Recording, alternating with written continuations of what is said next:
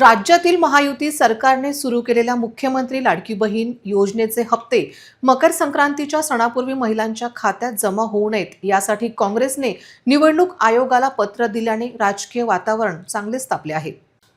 महिलांच्या हक्कांवर गदा आणण्याचा प्रयत्न भाजपचा आरोप। मकर संक्रांत हा हिंदू संस्कृतीतील महत्त्वाचा सण असून यानिमित्त हळदी कुंकू आणि इतर उत्सवांसाठी महिलांना आर्थिक बळ मिळावे या उद्देशाने मुख्यमंत्री देवेंद्र फडणवीस, उपमुख्यमंत्री अजित पवार यांनी लाडक्या बहिणीच्या खात्यात 2 महिन्यांची रक्कम जमा करण्याचे नियोजन केले होते।